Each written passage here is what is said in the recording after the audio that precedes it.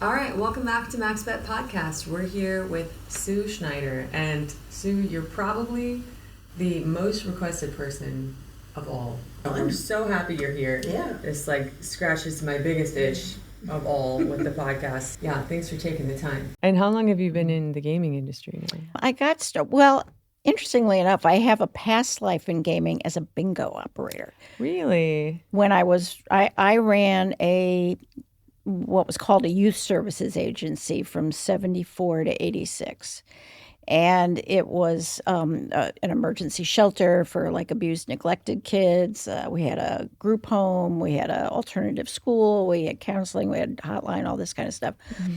And I guess around in 80, bingo, I'm sorry. Yeah, it would have been around then. Missouri legalized bingo and for charities. And so I think for 4 or 5 years, we ran bingo. And I would get up in front of people and call bingo. And you do not ever want to mess up with that because I was always afraid I was going to get rolled by the little old ladies in the parking lot because I didn't call the right numbers. And so it was fun. But in terms of what, iGaming and sports betting, I got involved with that in 95. Had probably, in hindsight, was one of the first affiliate sites. It was a consumer site called Rolling Good Times Online. Because a friend of mine, for about a year and a half before that, I had been editing a print riverboat gaming publication in the St. Louis area, St. Charles, Missouri. And so about a year and a half into doing that, she's like, hey, there's this thing called the internet, and I would like to put the publication online. Would you be interested in partnering with me on it? And I was like, sure, why not? So it's been kind of a trip. Then she and I split up. I had built some B2B publications. There was one called iGaming News at that point in time. So in 99, we split up. I started River City Group, which did a lot of events and publications for the industry. So it's been a wild ride, I'd have to say. Yeah. I mean, even in 95, people were just getting email addresses, let alone building whole websites dedicated to gaming. Well, oddly enough, some of the first sites, there was one, actually we're going to a dinner tonight for Intertops. It's their 30th anniversary. It was a sports book out of Antigua. Microgaming had online casinos out of South Africa. Mm-hmm. So it was international right out of the chute. Because of these kind of diverse spots where people had come in and built some gaming operations right around the same time, around 95. Interesting. So you said you used to do events for gaming. What kind of events? And I'm sure you saw all kinds of things happening. Well, and keep in mind when we started doing events in 99. And there was really the only place really that had any regulations was in the Caribbean. And there were a number of them then. Or I guess it's still considered the Caribbean. There was Costa Rica, Antigua. A number of the islands down there had kind of taken a crack at it. The other one was the Ganawagi Mohawks it was First Nations up just outside of Montreal. So, so in 99, we started what was called Global iGaming Summit and Expo, GIGSY. And that was really kind of the first, and over the period of time, one of the biggest. And from that, we had iGaming News as a publication, and then we also built out some other events over the years. We did European iGaming, which was called EIG. We did World Poker Congress. We did a Skill Games Conference. We had, I think, 7 that we had built up globally over the years. Never did anything in the U.S. because the U.S. was phobic about the whole thing. So it was a pretty hostile environment for doing it there. So we're doing them in Australia, in Europe, in Canada, all over the place. So when you say events, what exactly is going on there? Is it similar to? It's a trade show and conference. Trade show. Okay, got it. And conference, yeah. Any crazy stories from those days? Yeah, lots. It was one of them. The very first one we did in Vancouver. And one of the operators that was there was a FBI attendee. And so those folks did an open house, which was also attended by the FBI guy. And they had other issues. They were apparently like Hell's Angels related, Oh, wow. and I Okay. mean all kinds of stuff. It Okay. wasn't just your, run of the mill online casino. Okay. So, Okay. but that was interesting. They ended up getting indicted. Our event was named in the indictment. I mean, it's just, you have to figure that back then, everybody felt like a renegade and really were, because there was a lack of regulation at that point in time. People had gotten busted over the years and things like that. It's been an adventure to get to the point where it's highly regulated. Frankly, it was much more fun back then, not so corporate. I know. But yeah, I mean, there are lots of stories of what's going on, and we've watched how that regulatory evolution has taken place. And now it's kind of gone to the other end where it's really too restrictive in many ways. Right now, my two partners, Callie Keenan, Paris Smith, and I started a launch pad for startups and trying to promote innovation in the industry. And there are just so many things, particularly in the U.S., that from a regulatory basis just don't foster innovation at all. The licensing fees are way too high for someone starting out. If somebody owns or has invested more than, I think it's 4.9% in a company, they personally have to get licensed, which is a really invasive, intrusive process to get a gaming license.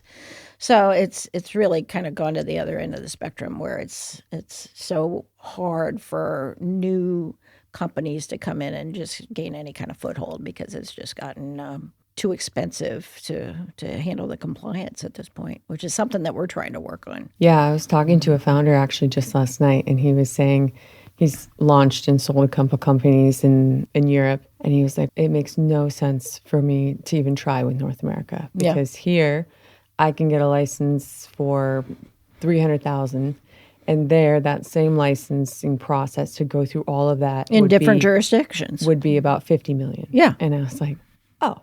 Yeah, I don't think I do that either. He's like, and I said, but would the return be any different? He goes, no, the return would be about the same, but longer. Yeah. So for the same amount of money, I could make that here in less than a year, and then there it would be 2 to 3 years by the time I get. Yeah. So there's no incentive for me to even try. I think that's accurate. Yeah. Yeah. So I'm not sure. Well, there are some fixes. I've talked to, for example, the former regulator in Colorado.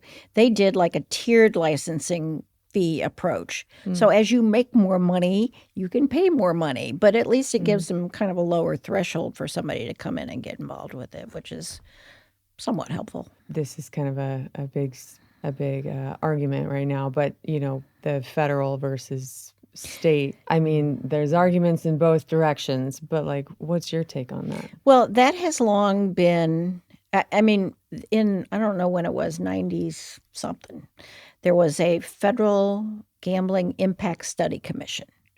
And that was kind of what American Gaming Association was already going then. But they really kicked into high gear with that because the established gaming industry has always felt like traditionally all the regulation has been on the state level. We want to keep it that way. We don't want the federal government intervening in that process and things like that.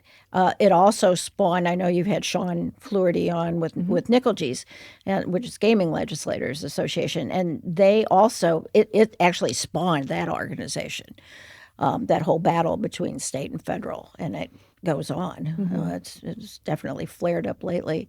But, it's been interesting to watch today's situation.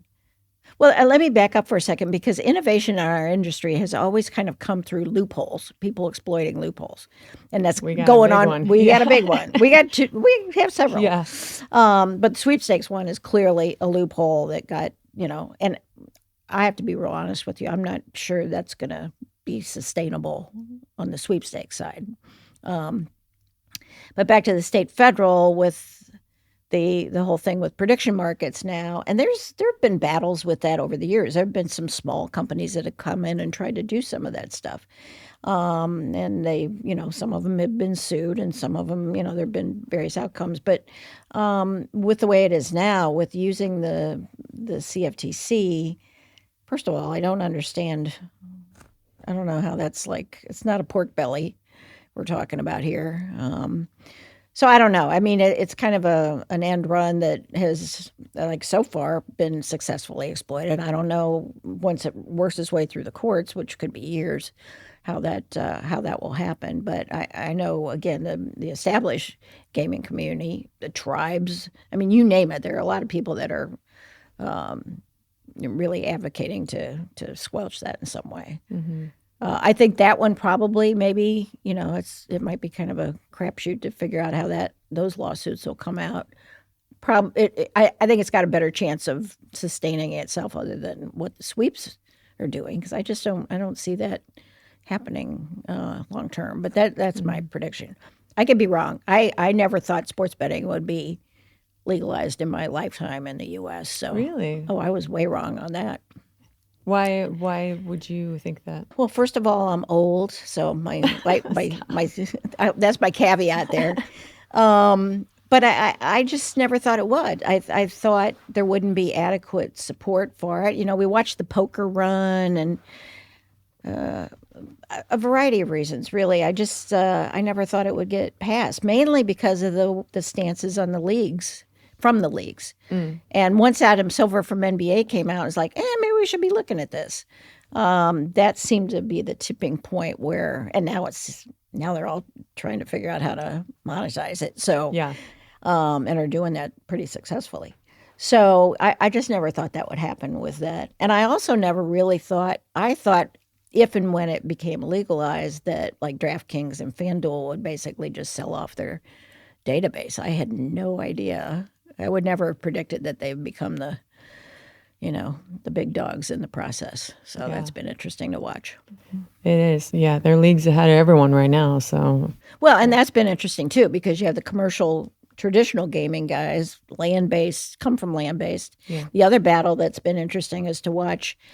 For the AGA for years had kind of a split, because they had Wynn and Sands on one side saying, we hate that. We don't want to do iGaming, and all this kind of stuff. And then you had MGM and Caesars on the other side. So AGA was actually really conflicted for a while and wasn't really taking any position for a little bit, because they had this kind of split down the middle among their members. I actually got invited to speak. I wish I could remember when it was. I got invited years back to meet with Steve Wynn, to talk to him about iGaming and explain. And it was one of his main staff people that invited me. And he says, I think he needs to at least hear about it and learn about it. And I'll tell you how far back it was. We met on the top floor of the Desert Inn before they had demolished it to make Wynn. So it was pretty far back. And it was he and Elaine and the dog and all the art and all this kind of stuff. And I mean, he was nice about it, but it wasn't him. He's great at picking out mosaic tiles and making beautiful places, but he didn't get this. So gaming is not really his first choice. No. I get that. He wants the physical experience. I just don't think he was able to make that leap.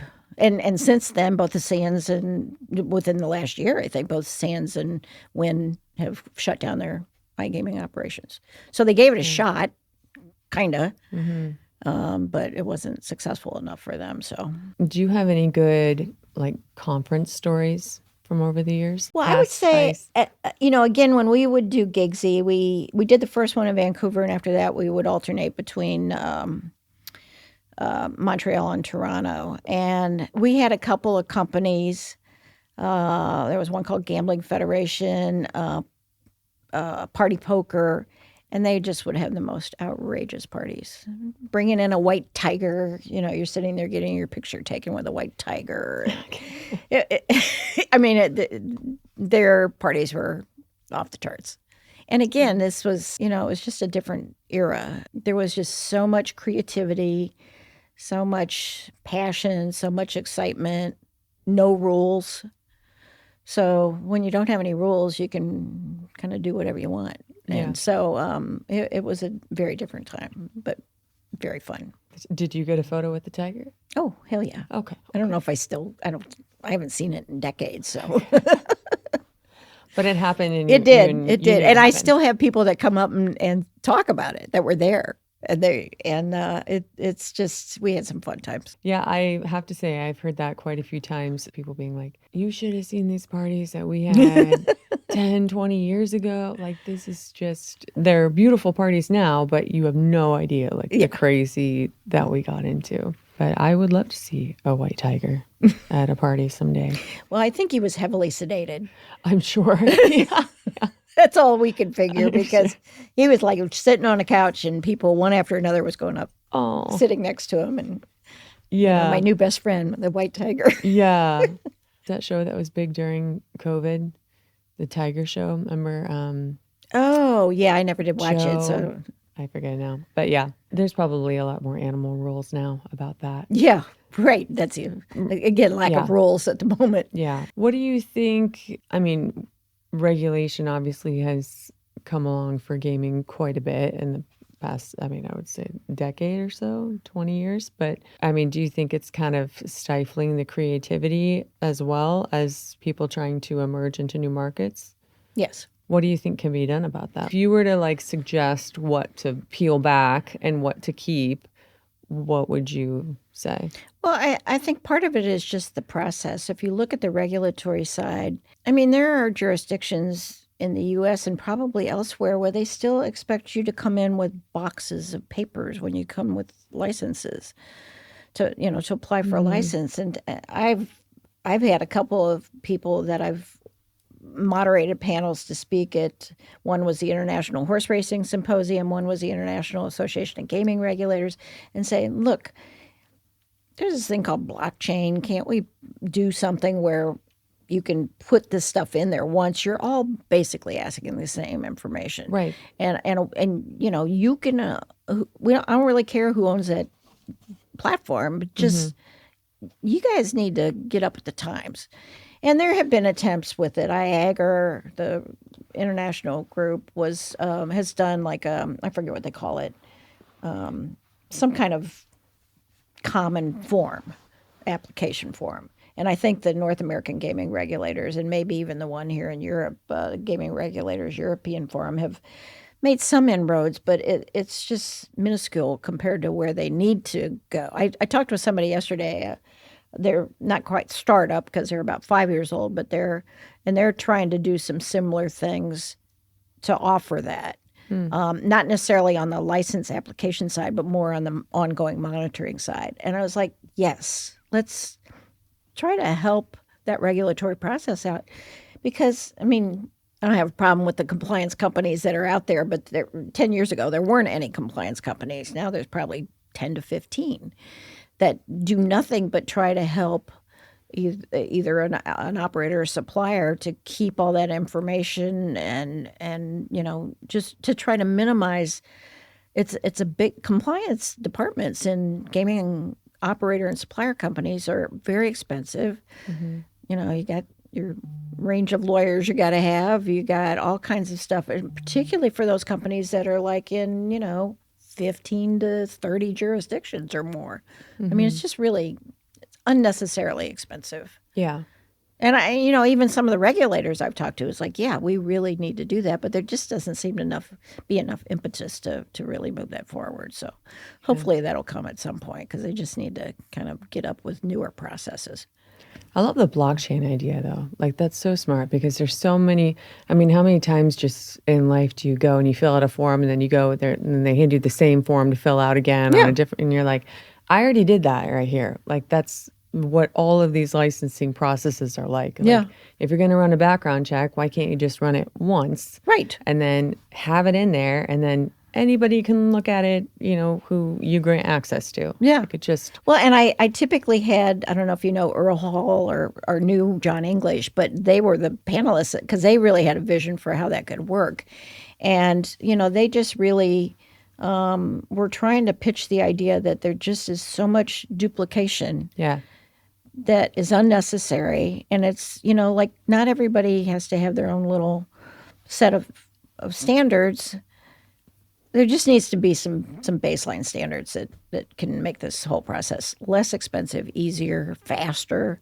Because they were saying, say So this information's on the blockchain. One of those people that's maybe double checking things finds out that the guy didn't have a college degree from the college, and then that alerts other people that Right. they can look into that too if need be. But I don't know. We'll see what happens with it. There is more.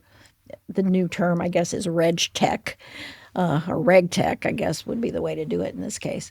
So I don't know. Fingers crossed they'll Yeah. come along with that. It sounds like you've always been very much at the forefront of any of these new innovations. Like when in 95, back when the websites were coming out, you were like on it. And then, even iGaming in general, that's, for you to be one of the pioneers of that. But then even you just mentioning blockchain now, there's so many people who have no idea what blockchain Yeah. even is. It seems like you're probably a person who just really embraces change. I would say yes. I would say it really comes from me more being kind of a policy wonk in general. I mean, I love the processes that are in place to try to either improve things or change things or just make it easier to operate, because sometimes we just make ourselves into a spot where it's so difficult.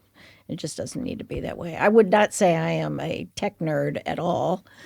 I get by, but the stuff we're doing now with the startups is just so fun, because I hate the statistic that like 90% will fail. That disturbs me every time I'm talking to somebody, because I keep thinking, are they going to be part of that 10%? Yeah, yeah. So we'll see what happens with it, but it is exciting. Unfortunately, I was just talking to somebody earlier at the show about. You would think that some of the larger, more established tier one companies would have more, innovation efforts. I think they have research and development and things like that, but they also kind of get entrenched and may not be as welcoming of other innovations that are coming in from young startups that are coming through the ranks. So, it's just something that I think that ecosystem for innovation needs to be beefed up. So that's why we've created an online community called Empower Now. So we just launched it fourth quarter and last year, and I think Kelly said we've got like 140 startups in there now. So now we want to start adding in the other parts of the ecosystem, the investors, the subject matter experts, the tier one companies, the people doing innovation, regulators that have the right mindset. It was like, yeah, let's work on this. So it's been kind of fun to do that. It's a way for us to kind of scale into a broader community than what we could just do with advisory services. Yeah, I love that. What's the coolest startup you've seen so far? Or like what's a concept that one of the startups has brought up that you're like, oh, that is so cool. That's super innovative. Yeah. Well, it's interesting because it's probably more from my background in nonprofit. My bachelor's degree is in psychology. My master's is in not-for-profit administration. So that's always been a love of mine, is dealing with that stuff. And one of them that we have that's called Thropic, as in philanthropic, has a whole game engine that they've built that is appealing to a younger generation of donors. And so, but he's got he's saying, and he's right that those people aren't going to galas or golf tournaments, and let's go where they are. So that he's developed a lot of games, and it could be trivia, it could be all kinds of stuff.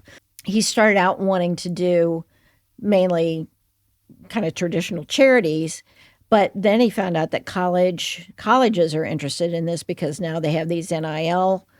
They have to start paying athletes, and they don't have the money to do that. So he's got some great colleges that he's already now working with to try to help raise the funds to pay the student athletes.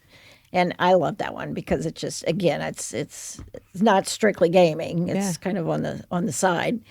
But I just think it's a new tool that's going to bring in a different generation, and he can prove now it's bringing in a different generation of donors. That's so neat. Yeah. That's very true, that they're not going to the galas and the So the formal philanthropy events. has to adapt. Yes, love that. What's a hot take you have on the industry? I think it continues to get more international, because now, there's so much going on in Africa. There's so much going on in LATAM. There are still like Australia is probably one of the most established gaming continents, Yeah. actually. Europe has really, grown out. The U.S. has grown out. But, seeing some of these other regions just really start to take off is fun. And it's going to be fits and starts. I mean, Brazil, depends on the day. It sounds good, and then they kind of feel like they backtrack, and then it sounds good again. So, and some of those are just huge markets with a huge potential. So I think continuing to see other regions grow and kind of embrace it and hopefully do it right. At this point, they have a lot of other regions and jurisdictions to look at and say, yeah, that one's good, and that one, not so much in terms of specific, regulations they may have or even the laws. We're going to switch gears a little bit. So we do something at the end. It's just a little rapid fire. So it's like this or that. You just have to pick which one. All right. Europe or North America? North America. Being early or being right? Being right. Scale first or scale right? Scaling right. Legacy leaders or new blood? Ooh, can I say both? You can. If I had to choose, though, I'd probably say new blood. That feels on brand for you. Yeah. Momentum or fundamentals? I like momentum. Worst panel trend? I have two. Talking heads and manels. Oh, a manel. I've never heard that term before. Really? No. Oh, it's a scourge. I love that. I don't love it, but no, I love the name. And it's a real issue because I had my own company that did events and I was involved with the conference planning. And then I spent 6 years helping SBC build out more in the North American side, and it's really hard. It's amazing. Just because the ratio is bad to begin with, then you look at trying to get people in leadership positions, so that exacerbates it, and it's a real challenge. Yeah. What's the best conference city? Best conference city? Yeah. And this could be from any of the ones that you've done well, yourself, I have a particular love for Sydney, Australia. And we used to do events there. And it's very far away from everywhere, but I love that city. So that's a good one. Coffee or cocktails? Cocktail. I don't drink coffee, so cocktails is Okay. by default. Yeah, okay. Conferences or closed door dinners? Conferences. Visionaries or adults in the room? Ooh, that's hard. Because I've been in too many places where they don't have adults in the room. I'd have to say adults in the room. Do you have any good gaming stories? In terms of actually playing, you mean? Could be anything. Because my dirty little secret is I don't gamble.